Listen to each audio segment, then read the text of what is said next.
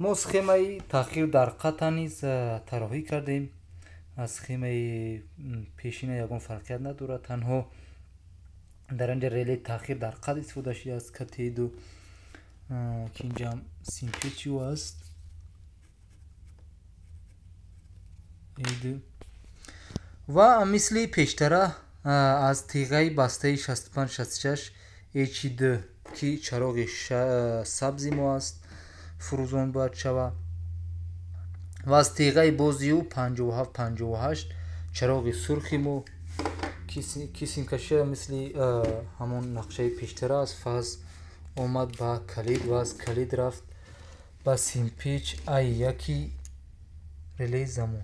اکید در اینجا کانتاکتر است، اما کانتاکتر ما از حسابی که تیغه یوری رسونی تغییر در قطع دارد کلان وظیفه تغییر در قطع اجرا میکنه و این هم نیترال است برای هر دو چراغ. و از اینجا یک فاز دیگر اومد از منبع با 57-65 طبقی نقشه 57-65 و از تیغه باز رفت چراغ سرخ و از تیغه بسته چراغ سبز. منبع را تامین میکنیم. لکه چراغ سبز فروزان شد چونکه از تیغه بسته منبع میگیره و ما کلید وصله شستی وصله پخش میکنیم و در اینجا تاخیر در قطع یعنی افتیلیمو تقریبا 6-7 ثانیه است. یعنی ما در تاخیر وصل دیدیم که هنگامی وصل شوی تاخیر با وجود اومد، اما هنگامی قطع شوی منبع یگان خیل تغییرات با وجود نامد. در حال کانتاکتو تغییر وضعیت کردن. در تاخیر قطع برعکس باید هنگامی وصل منبع کانتاکت ما در حال تغییر وضعیت میکنن، یعنی همین کانتاکتو در حال تغییر وضعیت میکنن. این بسته باز میشه و باز بسته میشه. اما پس از قطع کردن منبع یعنی جدا کردن دست باید شمردن وقت آغاز شود. ما منبع را تامین کردیم.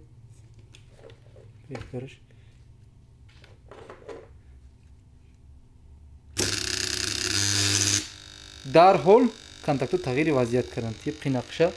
الکی تیغه 65-66 باز شد و تیغه 57-58 بسته شد.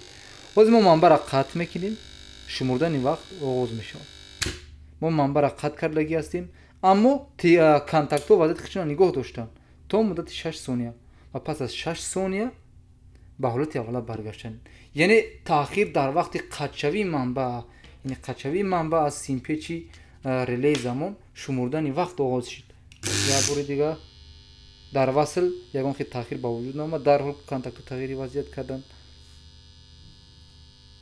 اما در قطع کانتاکتو ایستادگی هم پس از شمردن وقت تغییر وضعیت کردن. یعنی این بود معنی همون به طور عملی تاخیر در وصل در قطع که وسیع در زنجیرهای دو رکنی استفاده می شود و شما باید اینا رو باید دیگر آمیخته نکنید. کدام وقت تاخیر در وصل شما لازم دارید، کدام وقت تاخیر در قطع لازم دارید، خصوصا در پیوست ستاره سکنجه که ما در زنجیرهای دو رکنیش می بینیم. خصوصا ما نیاز داریم به تاخیر در وصل. و باز همون دیگر سخیمو که اویدی کانتاکتر های کانتاکتر علاقه ما در درسوی بعدینه کاملا میبینیم، چونکه ما در همه زنجیرهای دراکنی قریب که با کانتاکتر سر کار داریم.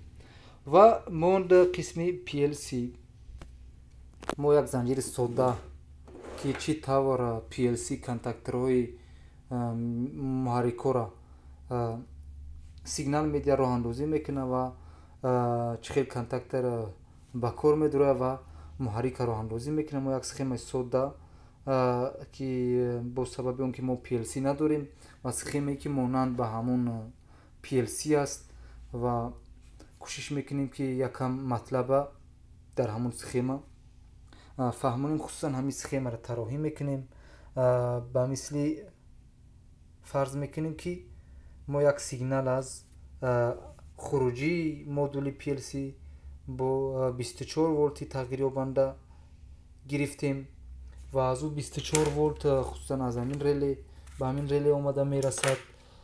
реле K1 тибқи нақша ва аз реле K1 дар инҷаст контактша тағйири вазъият мекунад ва контактори реле K1 реле контактори KM1 тағзия мекунад ва KM1 муҳаррика роҳандозӣ мекунад.